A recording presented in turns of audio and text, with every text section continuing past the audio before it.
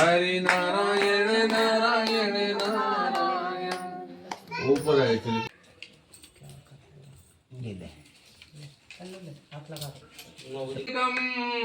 नमामि विघ्नेश्वर पाद पंकज। रखो हाँ ऐसे हाँ। दीपम दर्शयामि। पूछताछ तुम्हारे पास रोली थी, कहाँ चली गई? अच्छा कोई क्या चीज रोली भर दे दीजिए। ओम यज्ञो पवित्रम परमोम सती पुरंदराभ्याम नमः। ओम मातृ चरण कमलेभ्यो नमः। ओम इष्ट देवताभ्यो नमः। ओम कुल देवताभ्यो नमः। ओम स्थान देवताभ्यो नमः। ओम ग्राम देवताभ्यो नमः।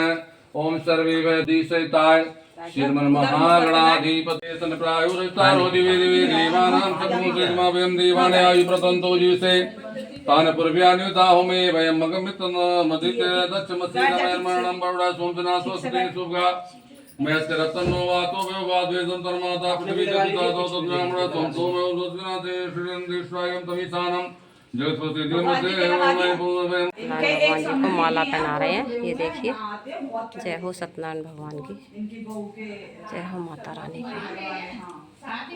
ये हमारे दूसरे पंडित जी बैठे हैं यहाँ पे, तैयारी कर रहे हैं पूजा पाठ की। हवन भी होगा प्लस सत्यनारायण जी की कथा भी होगी। तो आप कथा के लिए जुड़े रहिए और पूरे चैनल को से हटना मत और पूरी वीडियो देखना, वीडियो स्किप मत करना और मेरी वीडियो में बने रहना। नारायण शंख बड़ी चिल्लाया रखकर नारद जी विष्णु लोक पहुंचे। भगवान सत्यनारायण के दर्शन किए, जिन्होंने शंख चक्र गदा अपनी भुजाओं में ले रखा था और गले में वनमाला सुशोभित हो रहे थे। नारद जी ने स्तुति की, किस प्रकार दूर किया जाए, कोई छोटा सा उपाय बताइए। विष्णु भगवान कहते हैं, हे नारद, तुम धन्य हो, तुमने जन जन के कल्याण के लिए बहुत ही अच्छा प्रश्न किया है। सत्यनारायण भगवान का व्रत करने से सुख मिलता है और मोक्ष का अधिकार मिलता है। भगवान की वाणी सुनकर नारद जी ने कहा, प्रभु इस व्रत का फल और व्रत कैसे करें और क्या फल है? कहते हैं, सुख दुख दूर करने वाला, धन बढ़ाने वाला, सौभाग्य संतान का दाता, सर्वत्र विजय दिलाने वाला सत्यनारायण का व्रत मनुष्य किसी भी दिन श्रद्धा भक्ति के साथ कर सकता है। ये कोई जरूरी नहीं है कि हम पूर्णिमा और संक्रांति को ही करें। जिस दिन आपकी श्रद्धा हो जाए उसी दिन इस व्रत को आप कर सकते हैं। सायंकाल धर्म तो ब्राह्मणों के सहयोग से बंधु बांधव सहित श्री सत्यनारायण भगवान का व्रत और पूजन करें। उत्तम प्रसाद केले, फल, घी, दूध, गेहूं, आटा से बना हो। यदि गेहूं का आटा ना हो तो चावल का आटा मिला दें। और कह रहे हैं शक्कर नहीं है तो गुड़ मिला दें, है ना। अगर चीनी नहीं है, मतलब बुरा नहीं है, तो आप गुड़ मिला दें। सब मिलाकर नैवेद्य अर्पित करें। उसके बाद कथा सुने, फिर ब्राह्मणों को दक्षिणा दें। फिर कहते हैं कि कीर्तन याद भी करें और सत्यनारायण का स्मरण करते हुए स्वजन अपने अपने घर जाए। ऐसे व्रत पूजन करने वालों की कलयुग में मनोकामना अवश्य पूरी होगी। कै कल युग में केवल राम यधारा, सर सुमिर सुमिर नर उतरहु पारा। कलयुग में सत्यनारायण को पूजा को विशेष फलदायी। बजाई पंडित।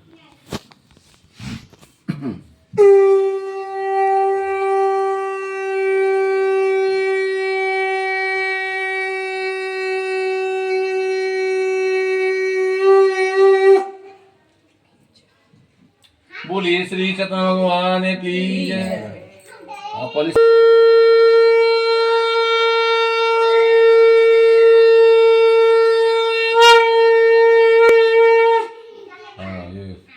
मैंने आवाज उसमें भी है, लेकिन वो जो बजाता है ना डेली, उसका उसको उसी से पड़ जाती है, आदत पड़ जाती है। बोलिए श्री सत्यनारायण भगवान की नारायण नारायण नारायण लक्ष्मी नारायण हरि नारायण सत्यनारायण नारायण नारायण हरि। ब्राह्मण से प्रश्न कर रहे हैं। क्या प्रश्न कर रहे हैं? कह रहे हैं, विप्र, तुम पृथ्वी पर सदा क्यों भटकते रहते हो? निर्धन ब्राह्मण ने उत्तर दिया कि मैं अत्यंत निर्धन ब्राह्मण हूँ, भिक्षा मांगने के लिए भ्रमण करता हूँ। अगर आप कोई उपाय जानते हैं तो कृपा करके मुझे बताइए। क्योंकि उस ब्राह्मण को तो पता नहीं था ये भगवान, अगर पता होता तो पहले ही कल्याण जी आनंद जी हो जाता। वो तो ये जान रहा है कि बूढ़े ब्राह्मण है। भगवान बूढ़े ब्राह्मण बनकर ठीक तरह से आए और सत्यनारायण का विधान बता करके अंतर ध्यान हो गए। लेकिन ब्राह्मण को रात भर नींद नहीं आई। क्यों नहीं आई? कहते हैं सबसे बड़ी गरीबी होती है। सूर हो, वीर हो, सुंदर शरीर हो न हो और पैसा नहीं है तो जीवन बेकार है। तो ब्राह्मण को रात भर नींद नहीं आई। दूसरे दिन संकल्प लेकर भिक्षा मांगने निकला और उस दिन प्रभु की कृपा से बड़ी मात्रा में धन प्राप्त हुआ। कहते हैं प्रभु ही सुख दुख दोनों के दायक है। वही सुख भी देते हैं और वही दुख भी देते हैं ना। आया और अपने भाई बंधुओं के साथ मिलकर सत्यनारायण भगवान का व्रत और पूजन किया। व्रत के प्रभाव से पुत्रवान धनवान बन गया। इस जीवन में सुख भोग कर अंत में सत्यनारायण लोक हो गया। सूत जी कहते हैं इस ब्राह्मण से सुनकर कथा और किसने कही, ये हमारी जानने की इच्छा है। कहते यही ब्राह्मण पर्याप्त धन आ जाने के कारण सत्यनारायण भगवान का व्रत और पूजन कर रहा था कि वहां एक लकड़हारा आया। लकड़ी का बोझा बाहर रखकर प्यास मिटाने के लिए ब्राह्मण के घर में गया। ब्राह्मण को सादर प्रणाम करके बोला, विप्र आप श्रद्धा भक्ति के साथ क्या कर रहे? ब्राह्मण ने उत्तर दिया कि मनोवांछित सभी फलों को देने वाला मैं सत्यनारायण भगवान का व्रत और पूजन कर रहा हूँ। लकड़हारा बहुत प्रसन्न हुआ, प्रसाद को ग्रहण किया, जल पीकर लकड़ी बेचने शहर को चला। लकड़ी का बोझा सिर पर धारण किया और मन में संकल्प लिया कि जो भी इस लकड़ी की कीमत मिलेगी उससे हम सत्यनारायण भगवान का व्रत और पूजन करेंगे। वह धनवान लोगों की बस्ती में गया जहां उसे लकड़ियों की दूनी कीमत मिली। तब प्रसन्न होकर के पके केले, शक्कर, घी, दूध, गेहूं, आटा बनवा कर घर ले आया और अपने भाई बंधुओं के साथ मिलकर सत्यनारायण भगवान का व्रत और पूजन किया। व्रत के प्रभाव से धनवान पुत्रवान बना। इस जीवन में सुख भोग कर अंत में सत्यनारायण लोक हो गया। श्री स्कंद पुराणे रेवा खंडे द्वितीय अध्याय बोलिए श्री सत्यनारायण भगवान की जय। बोलिए विष्णु भगवान की जय।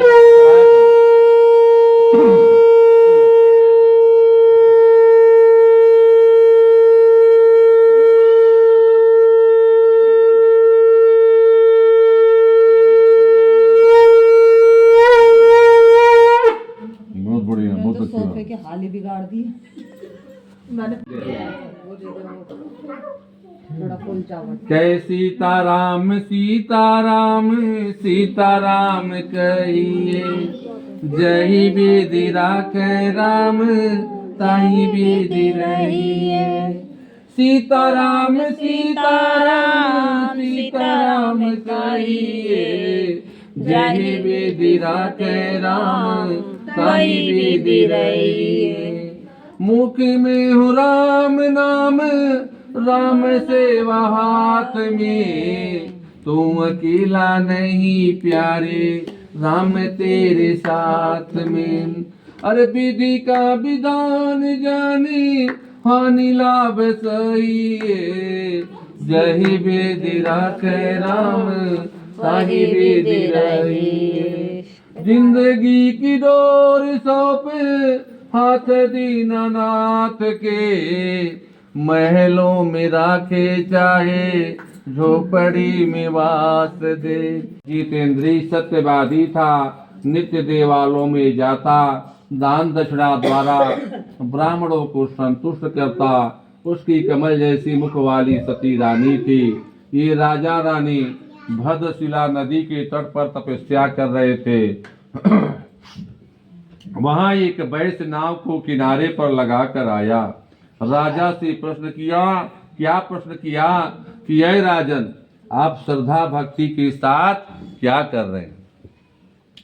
राजा ने जवाब दिया कि मैं सत्यनारायण भगवान का व्रत और पूजन संतान प्राप्ति के लिए कर रहे। वैश्य कहता क्या मेरे घर भी संतान होगी?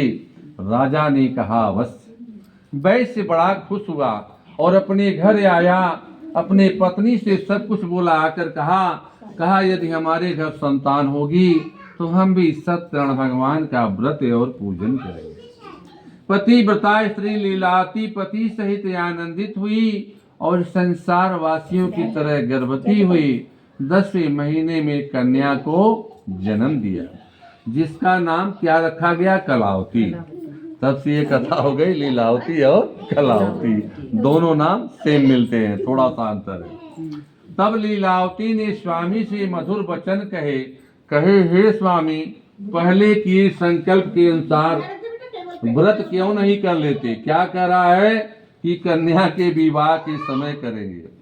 कहते हैं जो काल करे सो आज, क्योंकि कहे क्या भरोसा है इस जिंदगी का, साथ देते नहीं ये किसी का, दीपक बुझ जाएगा जलते जलते, दम निकल जाएगा रोशनी का, हम न होंगे मुहब्बत रहेगी, दास्तां इसकी दुनिया कहेगी, नाम रह जाएगा आदमी का, क्या भरोसा है इस जिंदगी का। तो केवल नाम ही रह जाता है, बाकी आदमी तो चला जाता है। इसलिए कहते हैं जो काल करे, कोई भी तीर्थ व्रत दान पुण्य जो करना है सो कर डाले, इसका वादा मत करें। कहते हैं ना जब वादा करेंगे तो कोई काम नहीं होता। रावण ने कहा स्वर्ग में सीढ़ी लगाएंगे, चला करते करते चला गया, नहीं कर पाया। तो कहने का भाव यह है कि कोशिश ये करिए। लोग कहते हैं बूढ़े हो जाएंगे या और हो जाएगी उम्र तो हम जाएंगे तीर्थ व्रत, अरे बूढ़े पहले चले गए तब कौन सा तीर्थ व्रत होगा। इसलिए जो भी तीर्थ व्रत जो भगवान ने आपको दिया है उसमें से दान पुण्य तीर्थ व्रत कर लो, उसका वादा मत करो। अब ऐसे ही बैठ कर आए कि हम बाद में कर लेंगे, है ना, इतना कहकर बात को टाल दिया। पिता के घर कलावती बड़ी होने लगी। जब कुछ समय बीत गया तो एक दिन धर्म मर्यादा को जानने वाले साधु वैश्य ने अपने बेटी को सहेलियों के साथ नगर में देखा। तत्काल विचार किया और एक वैश्य बुलाया। वैश्य सुसंपन्न कांचन नगर गए, जहां से गुणवान सुंदर वैश्य पुत्र ले आए और उसी के साथ अपनी कन्या का विधि पूर्वक विवाह कर दिया। परिणाम स्वरूप व्रत को भूल गया, इससे भगवान रुष्ट हो गए। अपने जामाता, पुस्तक में लिखा है जामाता लेकिन दामाद, जामाता मीन्स क्या? दामाद। अपने दामाद के साथ फिर व्यापार के लिए चल पड़ा। वह सुंदर नगर गया जहाँ का राजा चंद्रकेत था। उस समय प्रतिज्ञा से भ्रष्ट होने वाले भगवान ने वैश्य को कठिन श्राप दिए कि तुम बहुत कष्ट को प्राप्त करो। पहले बोला कि संतान होगी तो व्रत करेंगे, फिर संतान भी हो गई, फिर शादी भी कर दिया, फिर व्यापार के लिए चल पड़ा, फिर भी व्रत को नहीं किया। बार बार कहते हैं तो वैश्य ने जब नहीं किया, जहाँ वैश्य और दामाद ठहरे थे वहाँ राजा के सिपाही चोरों का पीछा करते हुए आए। चोरों ने देखा अच्छा मौका है, सामान इन दोनों वैश्यों के पीछे छोड़ देते हैं और धीरे से छुप जाए। सामान को छोड़कर जब छिप गए तो राजा के सिपाही जब आए तो दोनों वैश्यों को बंदी बनाकर राजा के पास ले आए और हर्षित होकर बोले कि देखो मैं 2 चोर लाए। राजा ने कहा तत्काल जेल में डाल दो। राजा ने क्यों सफाई नहीं सुनी? क्योंकि भगवान का श्राप था। राजा ने तुरंत पहुंचते कहा जेल में डालो इनको। सारा सामान राजा ने छीन लिया। साफ बस जो वैश्य की पत्नी थी घर की संपत्ति को चोर ले गए। देखिए क्षण भर में हम लोग मनुष्य लोग मान करते हैं इनको मार डालूंगा, उनको काट डालूंगा, करने वाला तो परमात्मा है। क्षण भर में सब कुछ खत्म हो गया। जब घर की संपत्ति को चोर ले गए तो अन्न पाने के लिए घर घर भिक्षा मांगने लगी। कुछ भी नहीं छोड़ा चोरों ने, सारा सामान उठा ले गए। इधर कलावती एक दिन ब्राह्मण के घर गई जहाँ सत्यनारायण व्रत देखा, बैठकर कथा सुनी, प्रसाद लेकर रात्रि को घर लौटी तो माँ ने पूछा बेटी तेरे मन में क्या है? कलावती ने जवाब दिया, माँ सत्यनारायण व्रत देखा, बैठकर कथा सुनी, प्रसाद लेकर रात्रि को घर लौटी। बेटी की वचन सुनकर लीलावती बहुत प्रसन्न हुई और अपने भाई बंधुओं के साथ मिलकर सत्यनारायण भगवान का व्रत और पूजन किया। व्रत के प्रभाव से भगवान जी प्रसन्न हो गए। राजा चंद्रकेत को स्वप्न दिया कि दोनों वैश्यों को छोड़ दिया जाए, छीना हुआ धन लौटा दें। यदि आपने ऐसा नहीं किया तो आपके राज्य को हम नाश कर देंगे। इतना बताने के बाद स्वप्नवाणी मौन हो गई। प्रातः काल राजा ने अपने स्वप्न के संबंध में बताया और आदेश भी दिया कि दोनों वैश्यों को छोड़ दिया जाए। लेकिन पिछली दशा के डर से लोग व्याकुल थे। एक बार जेल गए, अब लगता भैया फांसी का नंबर है। लेकिन वही राजा क्या कहता, अब डरने की कोई बात नहीं है। वही राजा उनकी हजामत बनवाई और गहनों से पुरस्कार दिया और शब्दों से संतोष किया। देखिए, कहे प्रभु की कृपा भयहु सब काजू, अजन्म हमार सुफल भय आजो। क्या बात है, ईश्वर की कृपा हुई तो सब कुछ मिल गया। ऐसे ही प्रभु की जब कृपा होती है तो सब कुछ प्राप्त हो जाता है। प्रभु ही सुख दुख दोनों के दायक हैं। फिर वही राजा, एक समय देखिए सामान छीना था, भगवान की कृपा हुई, उनकी हजामत बनवाई और राजा ने जो भी धन छीना था उससे राजा ने दुगना धन लौटा दिया। दोनों वैश्य राजा को प्रणाम करके अपने देश की ओर चल पड़े। भगवान की जय। कह रहे हैं, वैश्य तुम्हारी नाव में क्या है? तो संपत्ति में मस्त होकर कह रहे हैं, क्या तुम्हें मुद्रा और रुपए चाहिए? मेरी नाव में तो लता पत्र ही है। उधर कर दीजिए। तो भगवान कहते हैं कि कह रहा लता पत्र बेल पत्र ही है। तो भगवान कहते हैं कि तुम्हारा कहा सच हो। इतना कहकर समुद्र के किनारे जाकर बैठ गए। जब देखा नाव हल्की और उठती हुई चल रही है, नाव में लता पत्र ही देखा तो मूर्छित होकर पृथ्वी पर गिर पड़ा। शोक करने लगा। दामाद कहते, शोक क्यों करते हो? यह दंडी स्वामी का श्राप है। मूर्छित होकर गिर पड़ा और शोक करने लगा। कहा कि ये क्या हो गया? सारा धन गायब हो गया, क्योंकि भगवान ने कह दिया कि तुम्हारा, ये तो जान नहीं पाए कि भगवान है। भगवान तो दंडी स्वामी का वेश रूप धारण किए थे। दामाद कहता है, शोक क्यों करते हो? दंडी स्वामी का श्राप है। उनकी शरण में जाओगे तो मनवांछित फल मिलेगा। दामाद का कहना मानकर दंडी स्वामी के पास गया। कहा, प्रभु मेरे अपराध को क्षमा करें। भगवान कहते हैं, कुबुद्धि वाले, तुम्हें मेरी आज्ञा से बार बार दुख हुआ, फिर भी तुम नहीं मानते हो। कहता है, वैश्य क्या प्रभु आपकी माया से तो ब्रह्मा आदि मोहित हो गए। हम तो तुच्छ सेवक है, भला मैं आपको कैसे पहचान सकता हूँ? मुझे क्षमा करें। बार बार नमन करने पर भक्त वाक्यों को सुनकर जनार्दन भगवान प्रसन्न हो गए और धन जैसा था वैसा कर दिया। जब नाव पर आया, धन से भरा देखा तो बहुत प्रसन्न हुआ। भगवान सत्यनारायण की पूजा की और पूजा करके फिर अपने देश की ओर चल पड़ा। अपने गृह निकट अपने दामाद से बोला, देखो मेरी रथ पूरी है। धन के रक्षक दूत को नगर में भेजा। दूत वैश्य की पत्नी से हाथ जोड़कर बोला, वैश्य और दामाद बहुत सा धन ले संगी साथी के घर के निकट आ गए। दूत के वचन को सुनकर स्त्री बहुत प्रसन्न हुई और अपनी बेटी से बोली कि मैं साधु के दर्शन के लिए चलती हूँ, तुम जल्दी आओ। माँ के वचन को सुनकर पुत्री ने व्रत को समाप्त माना। प्रसाद लेना छोड़ पति के दर्शनार्थ चल पड़ी। इससे भगवान रुष्ट हो गए। उसके पति और नाव को दोनों को जल में डुबो दिया। जब पति को नहीं देखी तो पति की खड़ाऊ लेकर मर जाने का विचार किया। न रहेगी बांस न बजेगी बांसुरी। जब मेरे पति नहीं है तो मैं जीकर क्या करूं? वैश्य ने जब बेटी का रूप देखा तो कहा, हरण श्री सत्यदेव ने किया है। हम लोग उनकी माया से मोहित हैं। सबको अपने पास बुलाकर कहा मैं सत्यनारायण भगवान का व्रत और पूजन करूंगा। दिन प्रतिदिन पालन करने वाले भगवान बारंबार प्रणाम करने पर प्रसन्न हो गए और यह आकाशवाणी हुई कि तुम्हारी बेटी प्रसाद छोड़कर पति को देखने आई, इसी के कारण उसका पति अदृश्य हो गया। घर जाकर प्रसाद प्राप्त करे तो उसका पति उसे अवश्य मिलेगा। साधु की बेटी ने जब आकाशवाणी सुनी तत्काल घर गई और प्रसाद को प्राप्त किया तो लौटी तो सुजन पति को देखा तो पति से कहती है घर चलना चाहिए, देर क्यों करती है।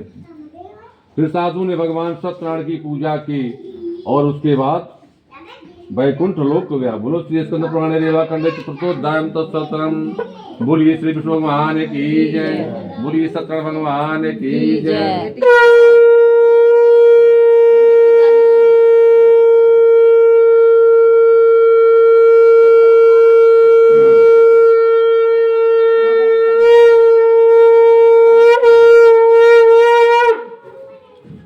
तुंगध्वज नाम का एक राजा अपनी प्रजा के पालन में तत्पर था।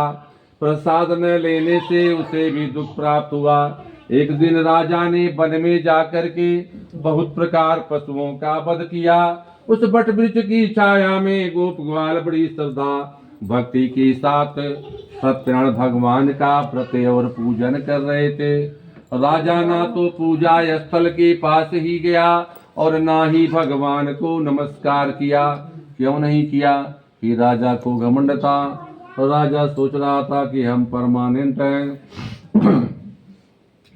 कहे जगत में कोई न परमानेंट, जगत में कोई न परमानेंट। और तेल चमेली चंदन साबुन चाहे लगाओ सेंट, जगत में कोई न परमानेंट, जगत में कोई न परमानेंट। आवागमन लगी दुनिया में, आवागमन लगी दुनिया में। जगत है रेस्टोरेंट तेरे प्यारे, जगत है रेस्टोरेंट।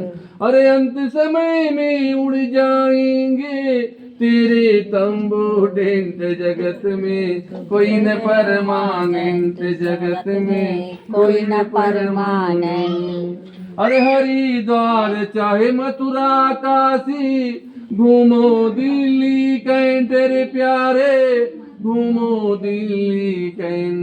मन में नाम प्रभु का राखो, मन में नाम प्रभु का राखो। चाहे धोती पहनो या पैंट, जगत में कोई न परमानेंट। तो जगत में परमानेंट कोई नहीं है। कहे राष्ट्रपति या जर्नल कर्नल, चाहे हो लेफ्टिनेंट तेरे प्यारे, चाहे हो लेफ्टिनेंट। एक काल सभी को खा जाएगा, लेडीज हो या जेंट्स, जगत में कोई न परमानेंट, जगत में कोई न परमानेंट। साधु संत की संगत कर ले, ये है सच्ची गवर्नमेंट तेरे प्यारे, ये है सच्ची गवर्नमेंट। लाल सिंह कहे इस दफ्तर से मत होना एब्सेंट, जगत में कोई न परमानेंट। तो जगत में कोई भी परमानेंट नहीं है। जो भी आया है तो जाएगा। इसीलिए हम आप लोगों से बार बार कहते हैं कि आप इस जग में आए हैं तो अपने रास्ते का खर्चा कुछ बना लीजिए, धर्म कर्म कर लीजिए, वही आपके साथ जाना है। ऐसे ही राजा को जब घमंड था, ना तो पूजा स्थल के पास ही गया और ना ही भगवान को प्रणाम किया। भगवान स्पष्ट कहते हैं कि जहां मैं तहां मैं नहीं, इसलिए किसी चीज का घमंड नहीं करना चाहिए। फिर वही राजा बोध हुआ। जब राजा के सब धन धान सब नष्ट हो गए तो निश्चित रूप से राजा को बोध हुआ कि सत्यनारायण के पास मेरा सब कुछ चला गया। फिर वही राजा गोप ग्वाल के पास गया और बड़ी श्रद्धा भक्ति के साथ सत्यनारायण भगवान का व्रत और पूजन किया। व्रत के प्रभाव से पुत्रवान धनवान बना। इस जीवन में सुख भोग कर अंत में सत्यनारायण लोक हो गया। सूर्य जी कहते हैं और क्या बोलो, कहते हैं ऋषिगण कहते हैं कि और क्या बोलो, कहते हैं यही अगले जन्म की कथा सुनाते हैं। महान सदानंद ब्राह्मण हुआ, सुदामा की आराधना करते हुए मोक्ष को प्राप्त हुआ। उनका मुख महाराजा दशरथ हुए, रंगनाथ की पूजा कर वैकुंठ वासी बने। जो वैश्य था मोरध्वज राजा बना। आधे शरीर को आरे से चीर कर दान कर दिया। दानियों में दानी था तुंग ध्वज स्वयं मनु हुए। सभी वैष्णव वैकुंठ लोक को गए। कहते इस कथा को जो भी कहेगा या सुनेगा उसके सभी पाप नष्ट हो जाएंगे। श्रीमन नारायण नारद जी से कहा। बोलिए श्री विष्णु भगवान की जय। ये स्कंद पुराणे रेवा खंडे पंचमोध्यायम तत्सतम।